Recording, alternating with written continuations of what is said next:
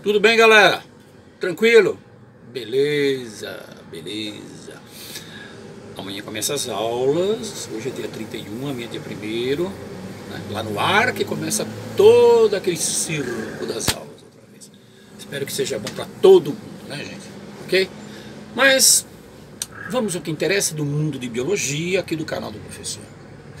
Hoje nós vamos comentar a respeito de protozoários. Isso, protozoários. Pertencente ao reino dos protistas, né? A maioria deles causadores de graves doenças, alguns de vida livre, né? É importantíssimo o conhecimento desses seres tão em destaque que existe com relação a patologias, a doenças, a parasitoses, ok? Muito bem, vamos começar a falar a respeito dos protistas. Cuidado que não é dentistas. Alguns alunos colocam na prova, não, porque os dentistas... Tá certo? A gente precisa ser profissional, a gente não pode caçoar dos alunos, não é isso que o professor está fazendo, tá? Mas eles fazem muita confusão mesmo, né? Tá certo? A reino dos protistas.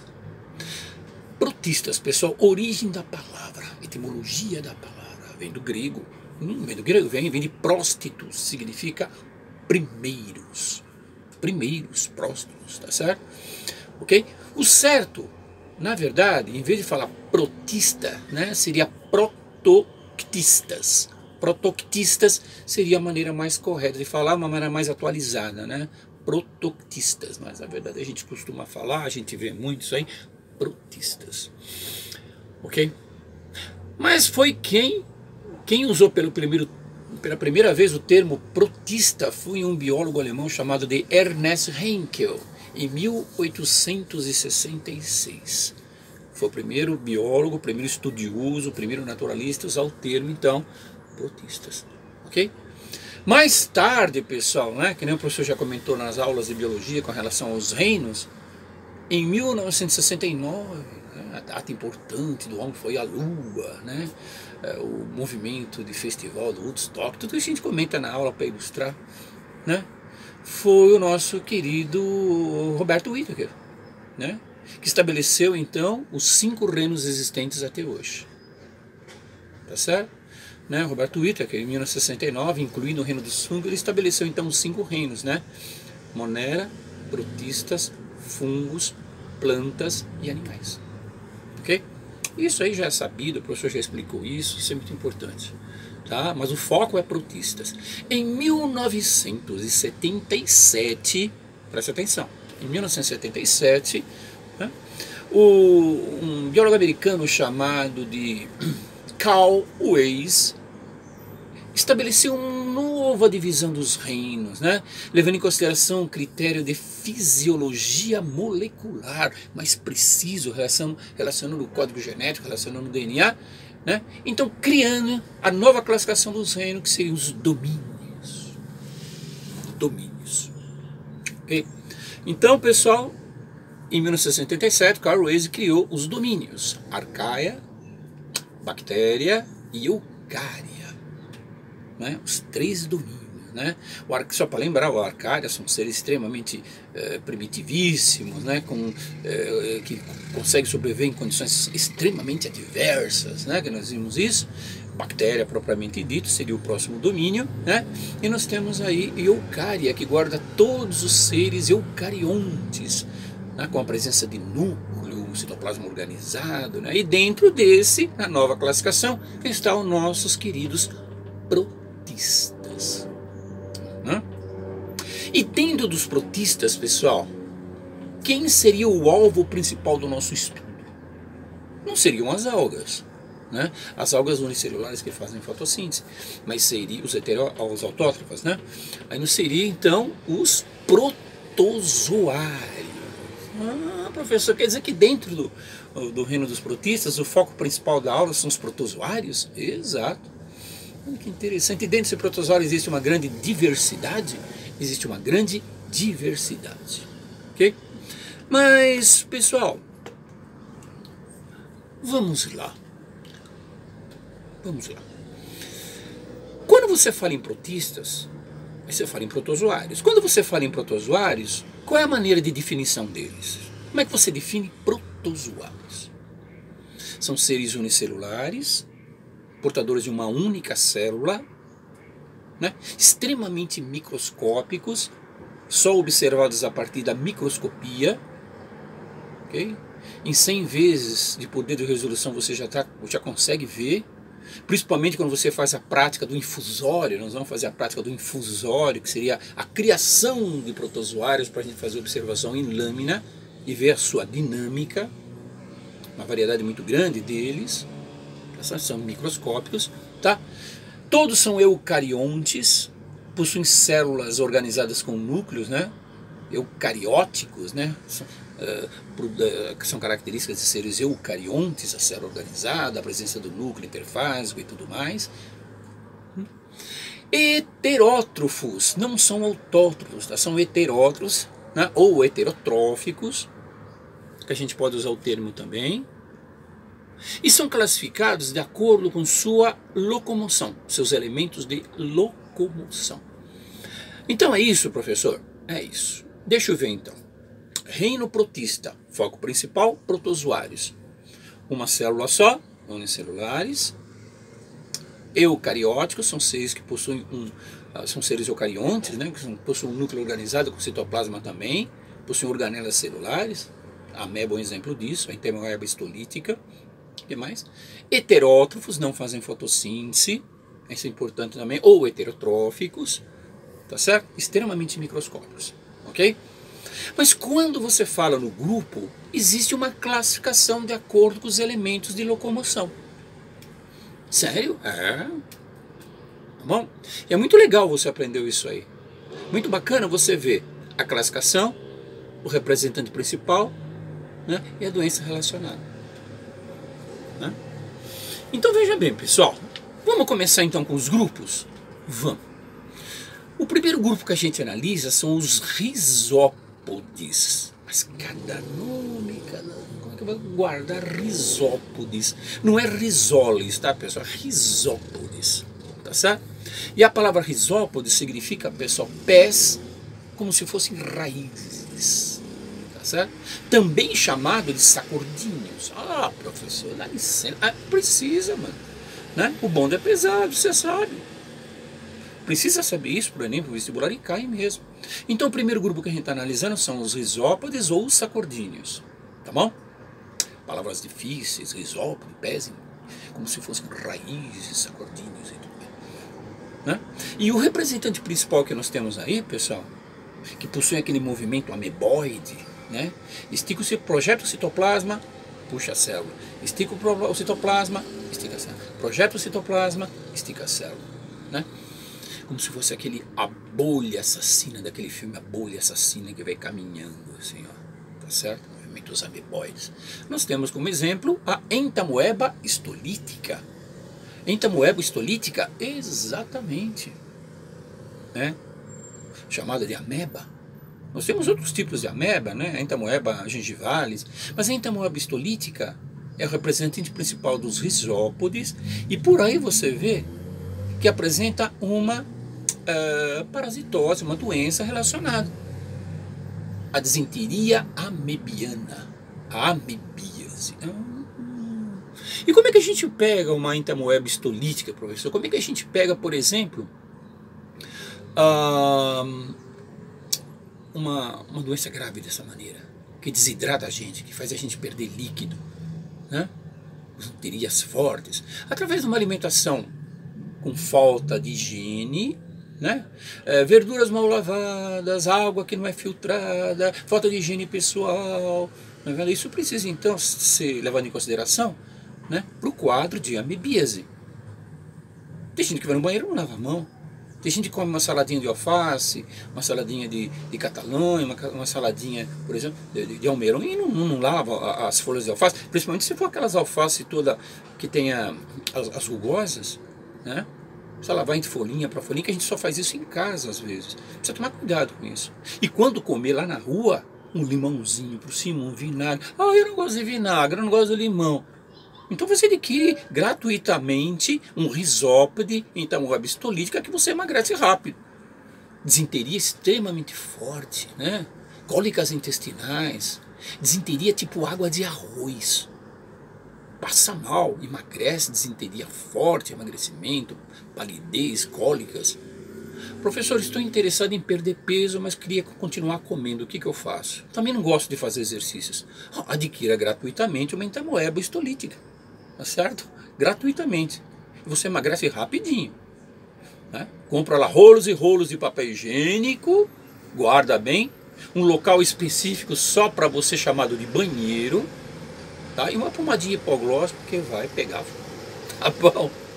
Bobão, às vezes eu sou tão bobão. Ok, gente? Tá? Então, Rhizopus sacordíneo, representante principal a entamoeba histolítica, tá? A ameba. Nós temos a disenteria amibiana, a amebíase, com uma série de, obviamente, prejuízos, tá certo? Ok? Grave perda de desidratação por causa das fezes líquidas, né? Tipo água de arroz e tudo mais. Profilaxia seria, no caso, a higiene pessoal, a higiene alimentar e tudo mais. Tá bom? O segundo grupo, pessoal, que nós temos aí são os grupos dos flagelados. Os flagelados? Exatamente. Ou mastigófaros. Mas como é que eu vou lembrar, né? Grupo dos flagelados ou mastigófaros em termos de classificação de protozoários. Quando o professor fala grupo dos flagelados, não significa dizer que essas pessoas que moram na rua, que não tem teto, né? Não, são flagelados. Não vai chegar uma pessoa dessa dizendo que, olha, você é um protozoário. Não, não é isso. Flagelado é o termo de classificação dos protozoários que tem como elemento de locomoção o batimento do flagelinho, do rabinho. Tá certo? Também chamado de mastigóforos. Olha só. Tá certo? Mástigo significa chicote. Tá certo? Chicote. Tá certo? Mastigóforos, né? Participação do chicote. Né? Seria mais ou menos o significado da palavra dos mastigóforos, ok? E aí nós temos, pessoal, dentro desse grupo aí, um representante muito importante que causa uma doença muito grave, né? O Trypanosoma cruzi. O Trypanosoma cruzi? O Trypanosoma cruzi. O Trypanosoma cruzi é um representante muito importante dos protozoário classificado como mastigóforos ou flagelados, que causa doença de Chagas, o mal de Chagas, né? A tripossonomíase americana, o coração dobra de tamanho, o indivíduo tem cansaço extremo, tá? Não tem cura, tem tratamento, pode ter complicações, né? Transmitida pelo barbeiro, né? O inseto chamado de barbeiro, um percevejo grande, que à noite sai do seu ninho para pegar o colono e sua família, né? Pica geralmente no rosto, né? O colono à noite esfria, o colono ele puxa o cobertor à noite, fica o rosto exposto e o barbeiro pica na região do rosto, da cabeça, por isso mesmo que ele é chamado de barbeiro, tá certo? Ele pica, elimina as fezes e pelas fezes do barbeiro penetra no local da picada via sangue. Se aloja lá na musculatura do coração, fazendo ninhos e destruindo. Tá certo? Então o Trypanosoma cruzi seria um dos representantes principais dos flagelados ou mastigóforos. Tá? E nós temos aí também a Giardia lamblia. Giardia lamblia, isso que causa giardíase também, né? Desregula intestinos, enteria, cólicas intestinais e tudo mais. Olha só, hein? Tá bom? A Giardia lamblia. Nós temos o Trypanosoma cruzi como grupo principais aí, como representantes, né, principais dos flagelados, né? O astro principal, o líder da banda flagelados, Trypanosoma cruzi e a Giardia lamblia principalmente. Tá? E nós temos também a leishmaniose, a Leishmania brasiliensis, que causa uma doença muito grave chamada leishmaniose, ou úlcera de Bauru, tá bem? Que ataca principalmente as mucosas e as superfícies da pele e tudo mais. Ulcerações, tá bom? Terceiro grupo, pessoal, de classificação dos protozoários, ciliados ou cilióforos. Ciliados ou cilióforos? Exatamente. Então até agora, gente, nós vimos quem? Em termos de classificação de protozoários, os risópodes, os sacordíneos, ok. Depois nós vimos os flagelados ou mastigófaros, e agora a gente está vendo os ciliados. Precisa explicar por que chama ciliados, porque eles têm o que, gente? Ó, tem o que, ó? Cílios de movimentação. Se movimenta através do batimento dos seus cílios, ok? E outra coisa importante, a maioria dos ciliados são de vida livre. Professor, o que significa dizer de vida livre? Não são causadores de doenças. Não são patogênicos, tá? É verdade, Então me diz um que não é causador de doença de vida livre, então, que é ciliado. O paramécio caudato. O paramécio, nosso amiguinho, parece uma sola de sapato ciliado, tá certo? Que se locomove, causando a doença. Meu paramécio caudato, um representante, exatamente eles. Tá certo? Esse pessoal, ok? Tá bom? Agora nós temos um representante também que pode causar aí sérias infecções intestinais, que é o Balantidium coli. Como é que é? Balantidium coli? Exatamente.